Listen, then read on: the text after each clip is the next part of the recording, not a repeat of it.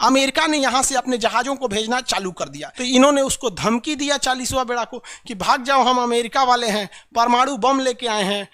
इसने कहा कि भैया तोरा से ज़्यादा परमाणु बम है हमारे पास, 200 से ज़्यादा परमाणु बम लेके हम आए हैं। क्योंकि यहाँ भारत के केवल 120 सैनिक थे, 120 सैनिक थे और उसने कितने सैनिक भेजेगा? 6000। 93,000 फौज ने आत्मसमर्पण किया कि भारत हमको माफ कर दो, जिंदा छोड़ दो हमको। हमारे यहाँ 120 फौजी ने सरेंडर नहीं किया और तुमको धूल चटा दिया, और यहाँ तुम्हारे 93,000 फौजी ने सरेंडर कर दिया। यहाँ एक देश है जिसका नाम है बांग्लादेश। ये कौन देश है? बांग्लादेश। ये बांग्लादेश है। बांग्लादेश जो है, पहले इसका नाम पूर्वी पाकिस्तान था। बांग्लादेश का पुराना नाम क्या था? पूर्वी पाकिस्तान। आप अगर इसको देखिए तो जब भारत का विभाजन हुआ तो ये एरिया दे दिया गया था पाकिस्तान को। एक आदमी था जिसका नाम था सेरियल रेडक्लिफ, इतना बड़ा लोल था, वो भारत का विभाजन कर दिया 10 मिनट में पकड़ के। क्या किया, यहाँ जितना पुलिस स्टेशन थे सारे पुलिस स्टेशन को मिलाया, एगो नक्शा खींच दिया, कहा ये वाला एरिया पूर्वी पाकिस्तान हो गया। और इधर जितने पुलिस स्टेशन थे सबको नक्शा को मिला दिया, इसे कह दिया ये वाला पश्चिमी पाकिस्तान हो गया। तो ये वाला कौन सा पाकिस्तान है भैया? पश्चिमी पाकिस्तान। उस वक्त का ये पश्चिमी पाकिस्तान था। और जो बांग्लादेश आप देख रहे हैं, ये बांग्लादेश इधर ना, ये पहले पूर्वी पाकिस्तान था। तो ये दोनों ओर से बड़ा तामझाम करते रहते थे सब, पाकिस्तान और पूर्वी पाकिस्तान के बीच में। तो दोनों ओर से भारत को तंग करते थे। तो ये जो एरिया देख रहे हैं, ये एरिया, इस एरिया में अगर आप देखेंगे तो ये पूर्वी पाकिस्तान था, यहाँ मुस्लिम ज़्यादा थे और ये भी मुस्लिम ज़्यादा थे। लेकिन इन दोनों में एक अलग कन्फ्यूजन था। इन लोगों को लगता था, पश्चिमी पाकिस्तान वालों को, कि ये अच्छे हैं, ये ज़्यादा श्रेष्ठ माने जाते हैं, यानी इनको बहुत अपने आप को बहादुर और पढ़ा लिखा समझते थे।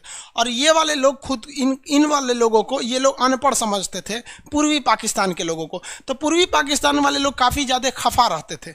इसी बीच क्या हुआ कि शेख मुजीबुर रहमान यहाँ से चुनाव जीत गए और चुनाव में इतना ज़्यादा वोट मिला कि उनको पश्चिमी पाकिस्तान वालों से भी ज़्यादा वोट मिल गया।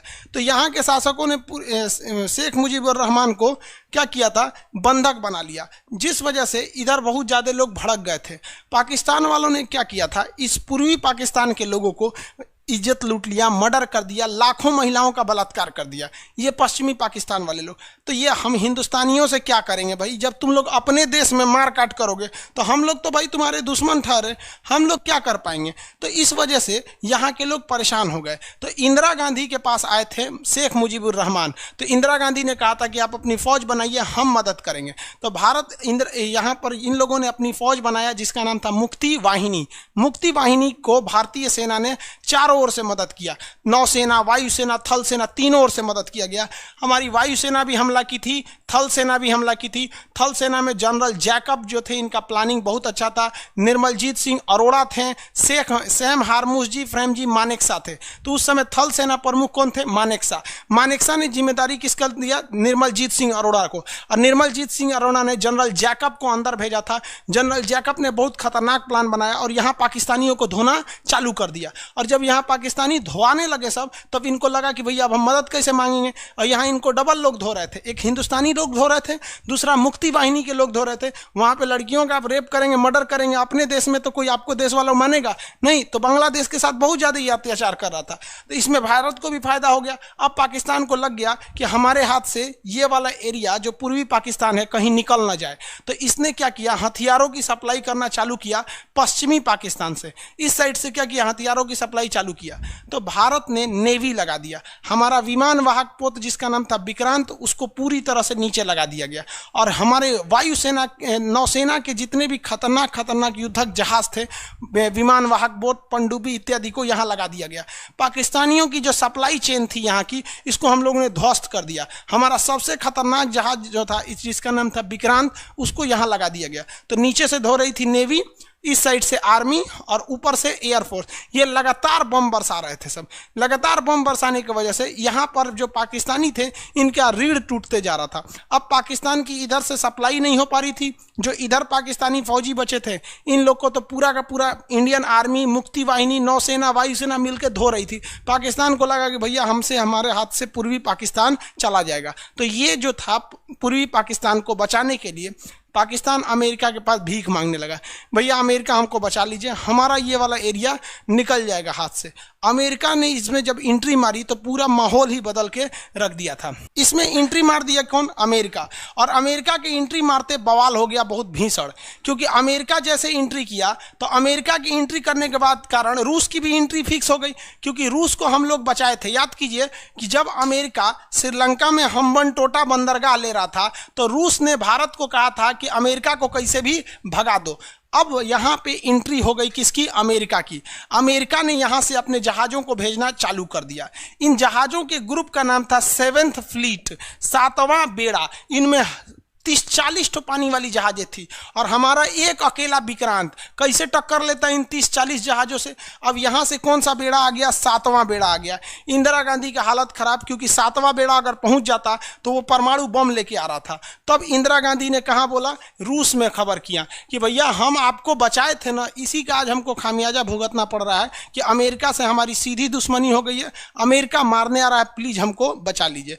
तो रूस ने क्या कहा? कोई दिक्कत नहीं, हम भी यहाँ से जहाज़ों का ग्रुप भेज देते हैं। तो इसने भी जहाजों का ग्रुप भेज दिया, उसका नाम था 40वां बेड़ा, 40th फ्लीट। इसमें उससे भी खतरनाक जहाज थे। और चूंकि रूस हमसे ज्यादा करीब है, यहाँ 40वां बेड़ा ने आके अपनी सारी जहाजों को लगा दिया। जितना जहाज यहाँ लगा दिया, इतना ना भयानक नेवल ब्लॉकेज किया कि यहाँ डिगो गार्सिया से उनकी जहाजें नहीं उठ पाई। और जब ये 7वां बेड़ा यहाँ पहुँच रहा है तो उसको लगा कि भैया यहाँ तो 40वां बेड़ा पहले से पहुँचा हुआ है। तो इन्होंने उसको धमकी दिया 40वां बेड़ा को कि भाग जाओ, हम अमेरिका वाले हैं, परमाणु बम लेके आए हैं। इसने कहा कि भैया तोरा से ज़्यादा परमाणु बम है हमारे पास, 200 से ज़्यादा परमाणु बम लेके हम आए हैं, तुमसे ज़्यादा खतरनाक परमाणु बम है। तो कहा कि भाई तो डरने वाला नहीं है। और इसने क्या किया? अपने ऊपर एक ऑटोमेटिक हथियार सेट कर दिया जिसे कहा गया पैट्रियट मिसाइल। ये मिसाइलें इतनी खतरनाक थी कि अगर दुश्मन ज़्यादा करीब आएगा तो ऑटोमेटिक अलार्म बजाने लगेगा, और करीब आएगा तो जहाज के कैप्टन पायलट सबको अलार्म बजाने लगेगा। और अगर इनकी जहाजें 100 किलोमीटर तक के अंदर आ गई तो अपने से मिसाइल निकाल के मार देगा। तो इनको तो पहले ही डर हो गया कि इन्होंने कौन सी मिसाइल लगा रखी है, पैट्रियट मिसाइलों को लगा रखा है। और पैट्रियट मिसाइल लगा देने की वजह से यहाँ पे बहुत ज़्यादा दिक्कत हो जाएगा। किसको? पैट्रियट मिसाइल लगा दी है तो वो एंट्री ही नहीं कर पाएगी, और जैसे ही एंट्री नहीं कर पाएंगे तो फिर यहाँ भारत का विक्रांत इनको क्या कर रहा था? धो रहा था। तो रूस ने कहा कि एक काम करो, तुम भयानक धो। तो हमारी आर्मी, एयरफोर्स, नेवी यहाँ धो रही थी। अब पाकिस्तान को इधर से तो भयानक धूल चटाया गया, इधर से भी धो रहा, पाकिस्तान पिटाते रह गए यहाँ पर। और यहाँ पर रूस और अमेरिका ये आमने सामने। हम लोग को किसने रोक दिया?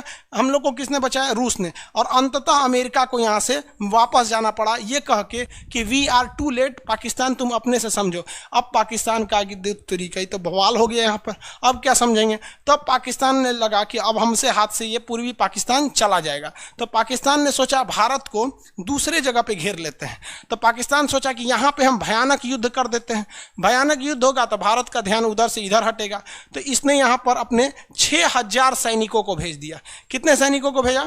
6000 सैनिकों को। चूंकि यहाँ भारत के केवल 120 सैनिक थे, 120 सैनिक थे, और उसने कितने सैनिक भेजेगा? 6000। और यहाँ पर हमारे थे कौन थे भाई? तो हमारे यहाँ सिख रेजिमेंट थी। अब सरदार जी थे यहाँ पर, सरदार कुलदीप सिंह चांदपुरी। और कुलदीप सिंह चांदपुरी 120 सिख रेजिमेंट को लेकर रेडी थे। अभी लोग को पता है, ये लोग 1.25 लाख के नीचे बातें नहीं करते हैं। ये 120 मिल के ये 6000 पाकिस्तानियों को धूल चटा दिया, उनके टैंक वगैरह को मार के ध्वस्त कर दिया। आज भी यहाँ पर उनके टैंक हम लोग ने बंदी बना के रख लिए हैं। तो पाकिस्तान यहाँ से हार रहा था, उसकी पनडुब्बी वगैरह को मार के हम लोगों ने गिरा दिया। और यहाँ पर पाकिस्तान जो था, पाकिस्तान के 6000 सैनिक यहाँ मरे, अमेरिका वापस चला गया, पाकिस्तान को हार का सामना करना पड़ा। और हाल ये हो गया कि पाकिस्तान में यहाँ पर खड़े हुए 93,000 फौज, 93,000 फौज ने आत्मसमर्पण किया, सरेंडर किया कि भारत हमको माफ़ कर दो, जिंदा छोड़ दो हमको। तो भारत ने यहाँ 93,000, सोचो भैया, हमारे यहाँ 120 फौजी ने सरेंडर नहीं किया और तुमको धूल चटा दिया, और यहाँ तुम्हारे 93,000 फौजी ने सरेंडर कर दिया। और इन गधों को लगता है कि कश्मीर ये ले लेंगे। अरे साले, पहले तुम अपना लोग ना, यहाँ पे तुम्हारा बांग्लादेश टूट गया, तुम अपना लो, बाद में हमारा कश्मीर लेना। वो तो हम लोगों ने यूएनओ में केस कर दिया, वरना कब का हम लोगों ने फरियाद दिए रहते कश्मीर का इशू, वरना आज लटका रहता। पूरी दुनिया में सबसे बड़ी हार अगर किसी के नाम पर है तो वो Guinness book of world record में है कि दुनिया में आज तक किसी भी देश की 93,000 फौज ने सरेंडर नहीं किया।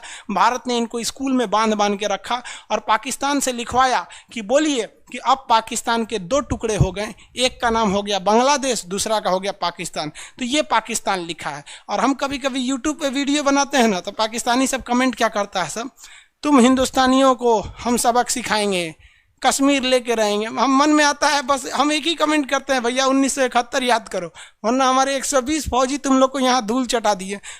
हिंद महासागर में इतना दौड़ा दौड़ा मारा गया जिसका कोई हद नहीं। यहाँ पूर्वी पाकिस्तान में मुक्ति वाहिनी की क्या हो गई, जीत हो गई, और शेख मुजीबुर रहमान क्या बने, वहाँ के राष्ट्रपति प्रधानमंत्री बने। लेकिन पाकिस्तान दगाबाजी से तो बाज नहीं आएगा, आतंकवादी घटना में मरवा दिया। आतंकवादियों से किनको मरवा दिया, शेख मुजीबुर रहमान को मरवा दिया। आज उन्हीं की बेटी बैठी हुई है, क्या नाम है, शेख हसीना, जिनका भारत से बहुत अच्छा संबंध है। तो 1971 की लड़ाई हुई जिसमें हम लोगों ने मुक्ति वाहिनी सेना को खड़ा किया, और 1972 में पाकिस्तान ने अंततः यह स्वीकार कर लिया कि अब पूर्वी पाकिस्तान उसका नहीं है, अब वो एक देश बन चुका है। तो क्वेश्चन पूछा था, पाकिस्तान ने बांग्लादेश को एक देश के रूप में कब स्वीकार किया था, तो 1972 में। लड़ाई कब हुई थी, 71 में। समझ में आ गया कि नहीं आ गया? सोचिए, यहाँ हमारे 120 फौजी पाकिस्तान में उन लोग को घुसने नहीं दिए। जब राजस्थान पढ़ाएंगे ना तब बताएंगे यहाँ पर। तो आज जो आप बांग्लादेश देख रहे हैं, पहले वो किसका था, पाकिस्तान का। तो बहुत बेहतरीन प्रधानमंत्री थी इंदिरा गांधी, जिसका हद नहीं, जिसने इसको जिता दिया। समझ में आ गया? 1971 में। आगे बढ़ जाए, बहुत बेहतरीन प्रधानमंत्री थी। हम एक न्यूज़ देख रहे थे, तो जिसमें एक आदमी क्या कह रहा था कि 1971 का भारत ने युद्ध इसलिए जीता क्योंकि उस समय बीजेपी विपक्ष में थे। अरे भैया, बीजेपी का गठन हुआ था 1980 में, उससे 9 साल पहले ये घटना हो चुकी थी। देखिए, कांग्रेस में सबसे बेहतरीन प्रधानमंत्री अगर कोई था तो वो इंदिरा गांधी थी। बाकी नेहरू के अंदर दूरदर्शिता नहीं थी, विश्वास बहुत ज़्यादा कर लेता था, बहुत खतरनाक। अब आप बताइए, अगर इंदिरा गांधी ये कदम नहीं उठाई रहती तो आज ये क्या रहता, पूर्वी पाकिस्तान। और आपको पता है क्या होता कि ये वाला एरिया में पाकिस्तान ये एरिया किसको दे देता, आप आइडिया लगाइए, चाइना को दे देता। और चाइना यहाँ पे भी आके अपनी फौज खड़ा कर लेता। और ये फौज खड़ा करने के बाद हम लोग 3 ओर से घिर जाते लोग, इधर से भी घिर जाते लोग, और इधर से तो अभी घिरे, और ऊपर से चाइना से। भारत को इतना टॉर्चर करता, इसलिए इंदिरा गांधी ने इसको बहुत बेहतरीन ढंग से भांप लिया और उसने पहले ही इसको तोड़ दिया। और वो उस समय युद्ध के उस समय सेना प्रमुख कौन थे, मानेकशॉ थे। क्या थे, मानेकशॉ। पूरा नाम था सैम हारमूस जी, फ्रेम जी, जमशेद जी, मानेकशॉ। तो बांग्लादेश का पुराना नाम बताइए, पूर्वी पाकिस्तान। बांग्लादेश का पुराना नाम पूर्वी पाकिस्तान। अभी यहाँ प्रधानमंत्री कौन है, शेख हसीना है। ये एक मुस्लिम कंट्री है, यहाँ जनसंख्या बहुत ज़्यादा है, जनसंख्या के मामले में बहुत भयानक हो गया है। ये बांग्लादेश आज पाकिस्तान से भी क्या है, आगे है, इसमें कोई शक नहीं। लेकिन बांग्लादेश में आपसे क्वेश्चन जो पूछेगा उसको ध्यान से रखना है। बांग्लादेश जो है, यहाँ पर हम लोग का इससे बहुत अच्छा रिलेशन है, और इसको बना के रिलेशन रखने लायक है, क्योंकि चाइना यहाँ एंट्री करना चाहता है। चाइना यहीं पर क्या करना चाहता है, एंट्री कर लेगा। अगर वो चाइना एंट्री कर लेगा तो दिक्कत हो जाएगा, क्योंकि नेपाल को पता ही है कि ओली साहब घूम रहे हैं चाइना के इशारे पर। और यहाँ पर जो एरिया देख रहे हैं, ये चिकन नेक, ये चिकन नेक बहुत ज़रूरी है भैया। ये बहुत पतला एरिया है, लगभग 33 किलोमीटर का। इतना पतला एरिया है कि अगर यहाँ पर चाइना आ जाए, जरा देखिए, यहाँ पर चाइना की फौज आ जाए ये एरिया में, और यहाँ पर बांग्लादेश अपना एरिया चाइना को दे दे, तो बहुत 1 घंटा लगेगा इस एरिया को काट देने में। और जैसे ये एरिया कट जाएगा, हमारा ये वाले राज्य क्या हो जाएंगे, अलग थलग पड़ जाएंगे। इसलिए इस पतले रास्ता को हम लोग सिलीगुड़ी कॉरिडोर या चिकन नेक कहते हैं। ये जब इंडिया पढ़ाएंगे तब बताएंगे। इसलिए बांग्लादेश से भारत का संबंध रहना जरूरी है, और अभी अच्छा संबंध भी है बांग्लादेश से। हालांकि बांग्लादेश शरणार्थियों को लेकर हम लोगों ने NRC लाया था। NRC में ये कहा गया था शुरुआत में कि जो लोग NRC लिस्ट में नहीं आएंगे उन लोग को बांग्लादेश लौटा दिया जाएगा। लेकिन मोदी जी ने बांग्लादेश को स्पष्ट कर दिया कि किसी को लौटाया नहीं जाएगा। इसलिए अब वो शरणार्थी भारत में ही रहने वाले हैं। पॉलिटी के क्लास में आपको NRC का टोटल चीज़ें पढ़ा दिया गया है।